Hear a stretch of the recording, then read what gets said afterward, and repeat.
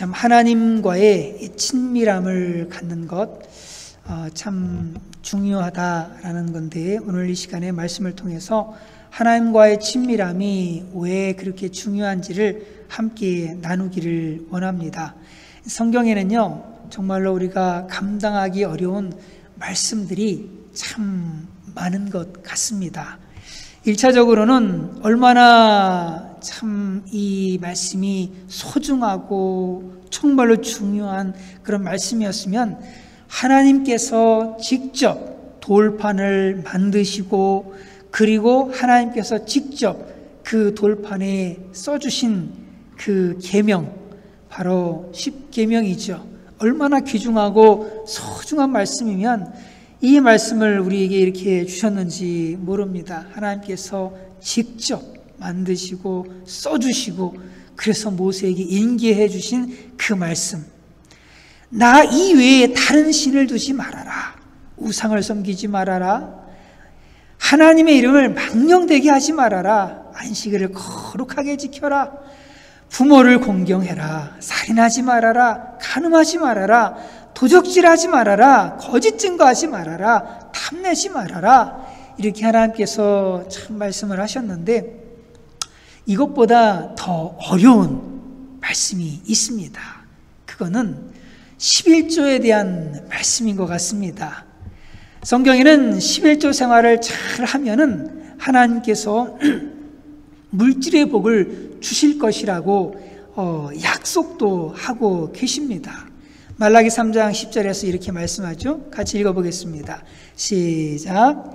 만군의 여호와가 이러노라, 너희의 온전한 11조를 창고에 들여 나의 집에 양식이 있게 하고, 그곳으로 나를 시험하여 내가 하늘 문을 열고 너희에게 복을 쌓을 곳이 없도록 두지 아니하나 보라. 예, 아멘. 하나님은 우리가 11조 생활을 잘 하면은 물질을 잃는 것이 아니라 오히려 물질의 축복을 이 보장받을 것이다 라고 이렇게 말씀을 하십니다. 그런데도 사실 그 말씀이 우리 마음 가운데 축복이라는 이 말씀들이 별로 다가오지 않을 때가 얼마나 많은지 몰라요. 전혀 다가오지 않죠. 하나님이 정말로 그렇게 하늘 문을 여셔서 정말 복을 쌓을 곳이 없도록 그냥 그렇게 부어주실까라고 생각하면서 별로 이렇게 마음에 와 닿지를 않습니다. 내가 어떻게 해서 번 돈인데 말이야, 그 돈의 10분의 1을 그냥 헌금으로 뚝 떼가지고 낼 수가 있겠습니까?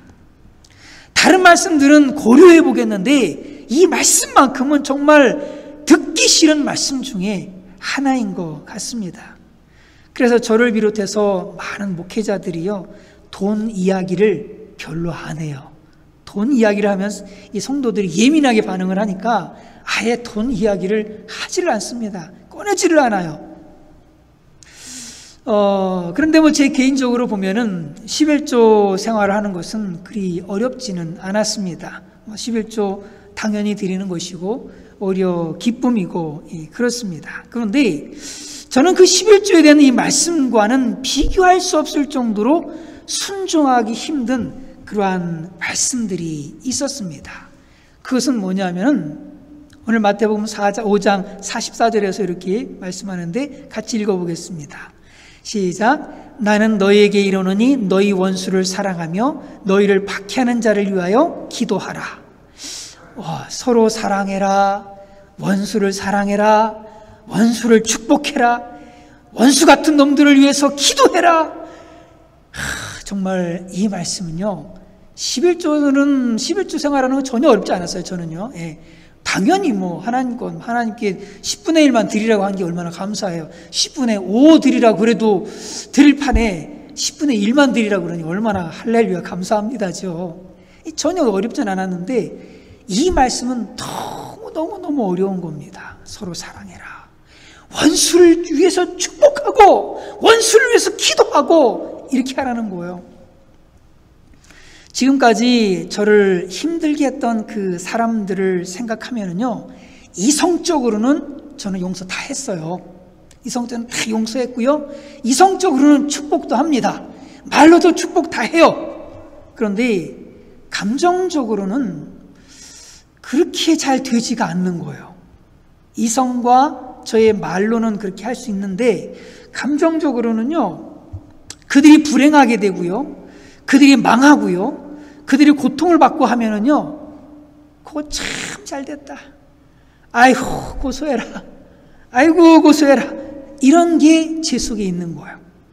이때마다 이 말씀이 원수를 위해서 원수를 사랑하고 축복하고 기도하고, 이 말씀들이 저를 그냥 팍팍 찌르는 겁니다.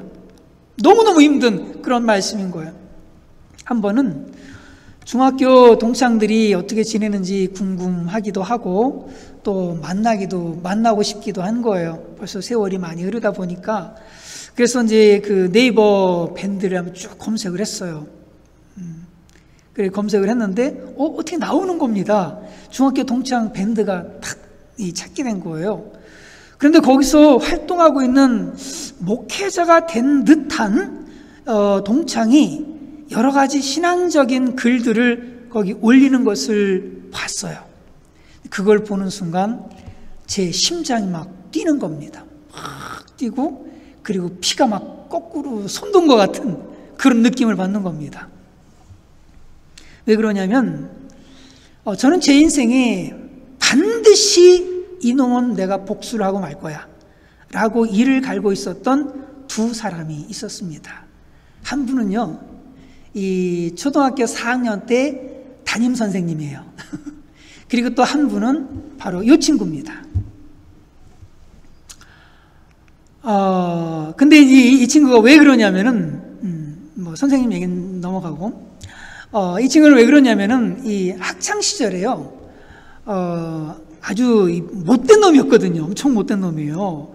아주 싸움질도 잘할 뿐만 아니라 아주 뭐 돌아다니면서 욕을 하고 뭐 바가지로 하고 다니고, 그냥 아무한테나 침을 막 택택 뱉어요. 예, 정말 질 나쁜 아이입니다. 지금도 제 뺨에 그 침이 막 흐르는 것이 느껴질 정도입니다. 그 상처가 굉장히 말할 수 없이 컸던 거죠. 그런 친구가 예수님 얘기를 하는 것을 들으니까 굉장히 가증스러운 거예요. 저렇게 나쁜 놈이, 저렇게 내가 반드시 복수해 주려고 했던 그 나쁜 놈이 예수님 얘기를 해? 정말 이성적으로는 용서를 했지만 감정적으로는 도무지 용서가 안 됐던 겁니다. 참 이렇게 신앙과 실제 삶 사이에는 굉장한 괴리감이 있는 것을 보게 됩니다.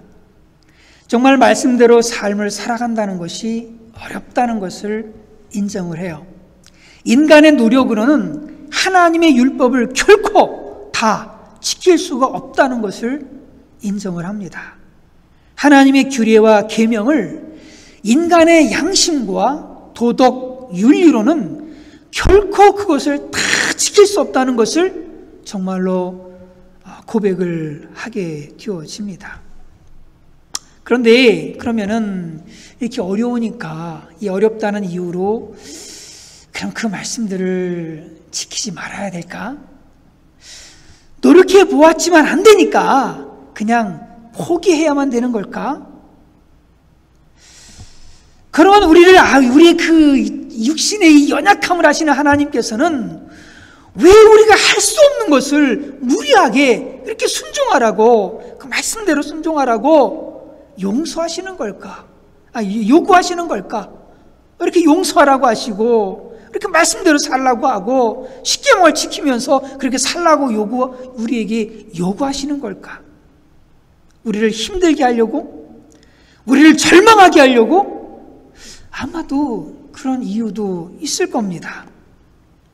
왜냐하면 그래야지 우리가 얼마나 연약하고 추악한 인간인가를 깨닫고, 그래서 구원의 길이신 예수 그리스도를 믿는 믿음으로 살도록, 그래서 이 율법을 우리에게 주신 것도 하나의 이유일 것입니다. 그런데 그런 이유만 있는 것은 결코 아닙니다. 주님께서 사랑의 힘으로 이 연약함의 한계를 넘어서기를 잘하십니다. 사랑의 힘으로. 이거는요, 계명을 지키려고 사랑할 수 없는 이 사람들, 정말 연수가 부려고 했는데 이런 사람들을 사랑하려고 그냥 그렇게 못하는 자신에 대한 자신을 정지하면서 그냥 몸부림치고 이렇게 하기보다는 하나님과의 친밀한 교제 가운데, 하나님과의 그런 사랑의 관계를 형성하는 가운데 그것을 넘어서라고 하나님께서 우리에게 하시는 것이죠. 이거는요, 계명이나 율법을 지키는 그런 일을 하지 말라고, 노력하지 말라고, 아예 노력도 하지 말아라, 이렇게 말씀하시는 것이 아닙니다. 분명히 하나님의 규례와 계명을 지키는 것은 대단히 중요한 일입니다. 반드시 지켜야 돼요. 그런데 그 계명을 지키려고 몸부림치는 것보다 앞서서 해야 할 일이 있다는 거예요. 그건 뭐냐면, 먼저 하나님과의 친밀한 교제의 관계가 형성이 되어져야 한다라고 하는 거예요. 왜냐하면 이때 하나님의 규례와 계명이 무거운 짐이 결코 되지 않기 때문입니다. 만약에 그렇지 않고요, 하나님과의 친밀한 교제, 사랑의 관계도 없이 의무적으로 하나님의 말씀을 지키려고 그렇게 노력한다면 정말로 신앙생활은요, 지옥과 같은 삶이 되어질 겁니다. 지킬 수 없는 자신의 모습 때문에 늘 말씀대로 살지 못했다는 그런 자책감과 그 절망감 때문에 날마다 고통스러워할 수밖에 없을 거예요. 이렇게 하나님의 계명과 율법을 참 이렇게 그냥 억지로 지키려고 한다라고 하는 것은 정말로 너무나도 힘들고 고된, 정말 이루 말할 수 없는 힘든 일이죠. 이 세상에서 가장 힘든 일이 뭐예요? 이거거든요. 억지로 하는 거예요. 이 세상에서 가장 힘든 일이 억지로 하는 일. 여러분, 억지로 하는 일은요, $1 내는 것도요, 아까워요. 억지로 내면. 그러니까 청소 한번 하는 것도요, 억지로 하잖아요. 왜 이렇게 힘들어? 너무너무 힘든 일입니다. 전에 사역하던 교회는 일주일에 한 번씩 동네 그 어르신들께 국수를 삶아서 대접을 하고 하는 그런 그 노인 프로그램이 있었습니다. 어떤 분이 이 식사 봉사에 참여해서 함께 열심히 일을 해 오셨어요.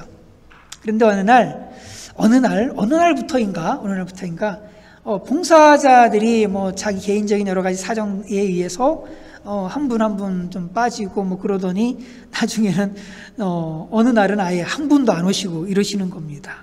그러면 이제 우리 여사관하고 그분하고 이제 그 국수 삶아서 그 이제 여름 여름 물국수니까 삶아서 씻어서 만들어 가지고 하여튼 여러 가지 일들을 하고 하잖아요, 그죠? 그 일들을 하게 하는 겁니다. 그런데 혼자서 일을 하게 되니까 여성관이 있거든요. 그리고 저도 있고요. 저도 옆에서 다 거들고 하거든요. 근데 혼자 일을 하니까 아주 힘들어 죽겠다면서 자기도 안 하겠다고 불평하는 거야. 그 시간이 몇 시간 되는 것도 아니에요, 사실은요. 1시간밖에 안 되거든요. 일주일에 한 번이고 1시간이거든요. 그게 힘들다고 불평을 하면서 얼굴 그냥 시커멓게 해가지고는 더 이상 안 하겠다고 막 그렇게 하시는 거예요. 이런 분인데 참 재미있어요. 자기 밭에서요, 하루 종일 밭일을 합니다. 하루 종일 이제 도시에 살고 계시는데 또 밭이 또 먼데 그 아드님이 이제 교장 선생님이에요. 그러다 보니까 그 사택에 딸린 밭이 있는 거예요. 근데 거기서 이제 농사도 이제 져서 이렇게 막 하는 거거든요.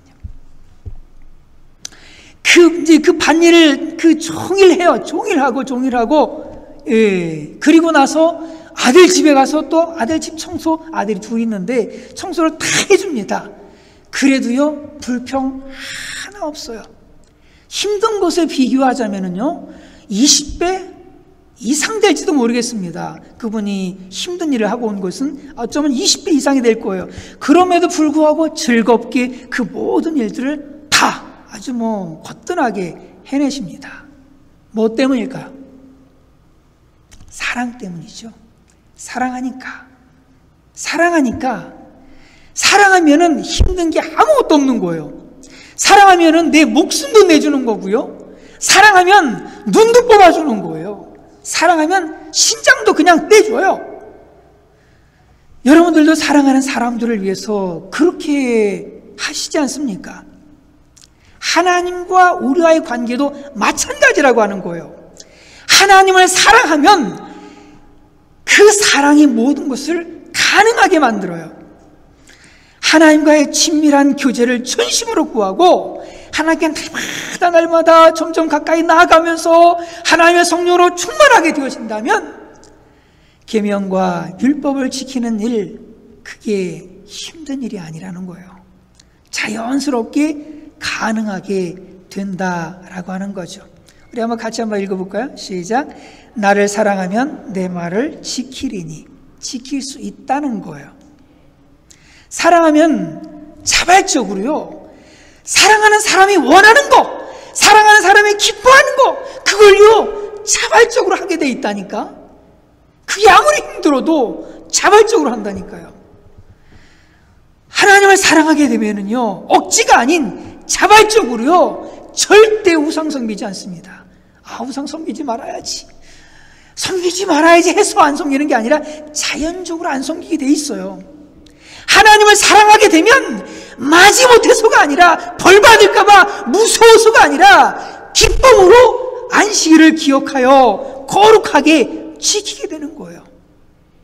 하나님을 사랑하게 되면은요, 사랑하는 분이 싫어하는 살인, 도둑질, 거짓 증거, 간음, 탐심, 이런 거 당연히 그냥 버리는 거예요. 내 사랑하는 사람이 싫어하는데 내가 그거를 해? 아니죠. 다 버립니다. 다 버려요. 하나님을 사랑하게 되면은 원수조차도 사랑할 힘을 얻게 되고, 뿐만 아니라 11조가 아니라요, 자기 재산 전체를 심지어 거기에다가 더하기, 자기 목숨을 전제로 부어드려도 전혀 아깝지 않게 되어진다는 거예요. 그러므로 중요한 것은 뭐냐? 율법을 지키려고 몸부림치는 것보다 하나님과의 친밀한 사랑의 관계를 맺기 위해서 몸부림치는 것이 먼저가 되어야 된다라는 말씀을 드리는 겁니다.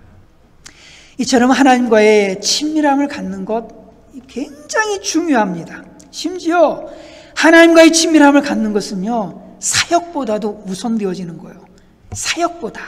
사역보다도 우선되어지는 것이 뭐냐? 하나님과의 친밀함을 갖는 거예요. 마가복음 3장에서 이렇게 말씀합니다. 같이 읽어보겠습니다. 시작. 원하는 자들을 부르시니 나아온지라. 이에 12를 세우셨으니 이는 자기와 함께 있게 하시고 또 보내사 전도도 하며 귀신을 내어쫓는 권세도 있게 하려 하심이러라. 원하는 자들을 부르셨어요.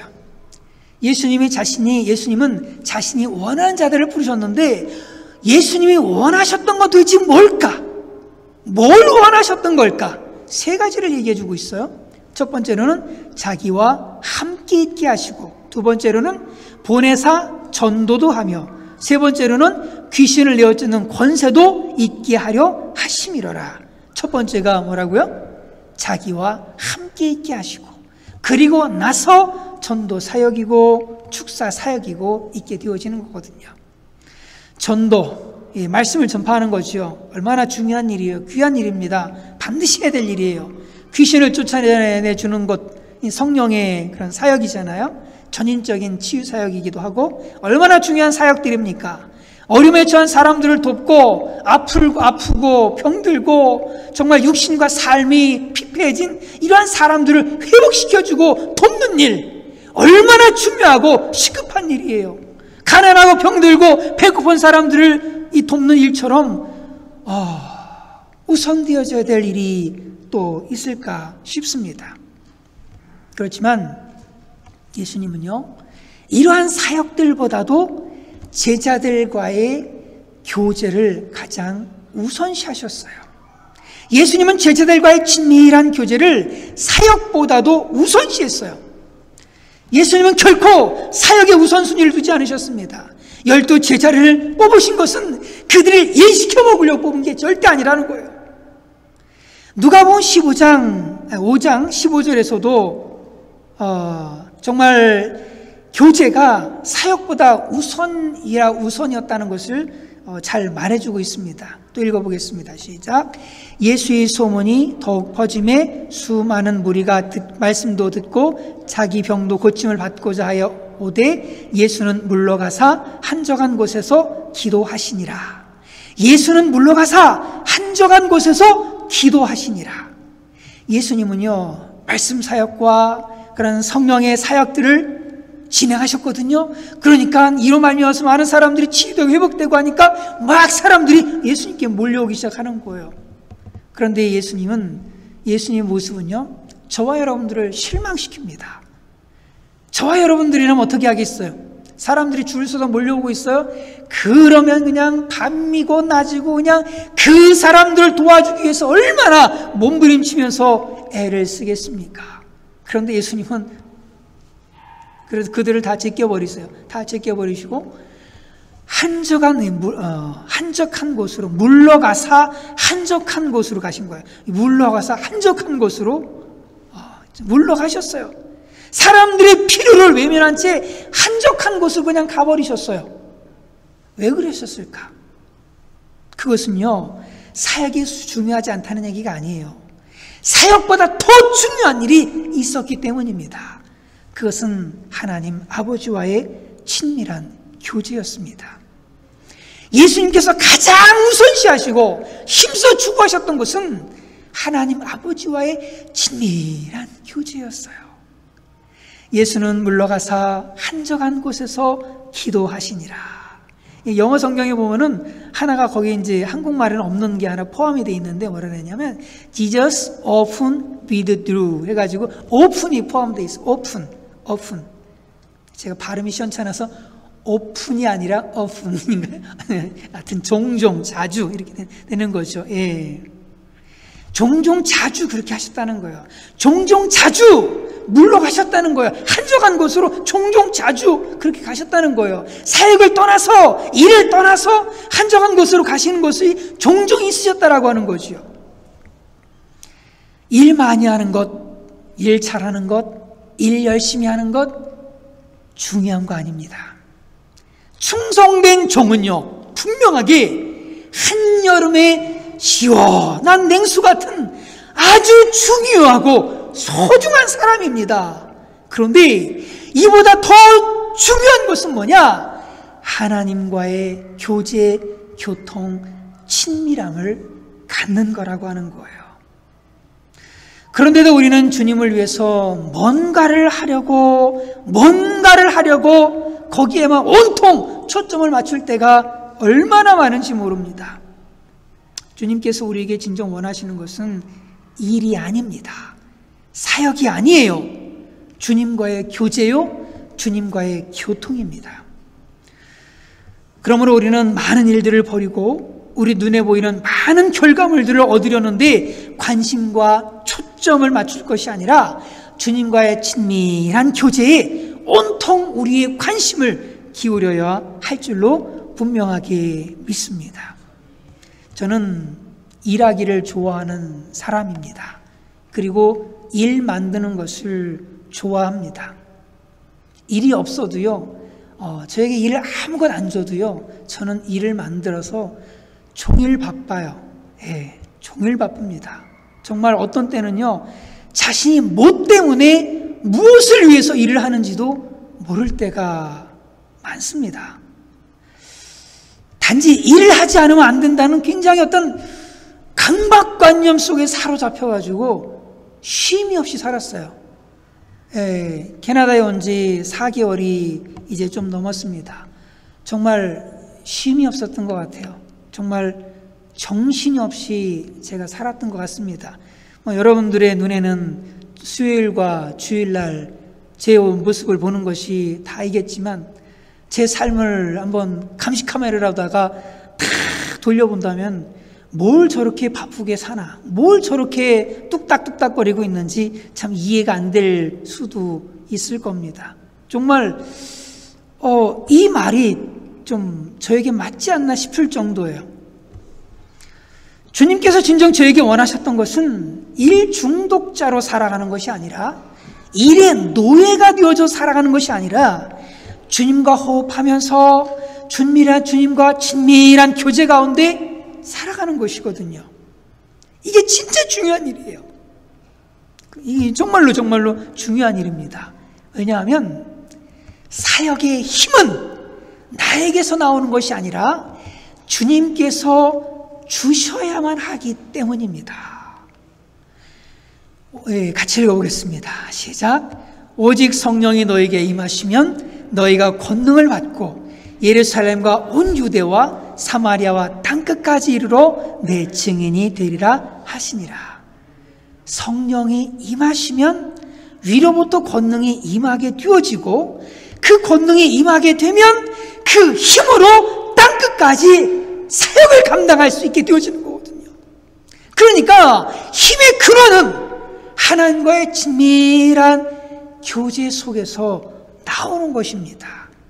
모세도요, 이거를 너무나 잘 알았습니다.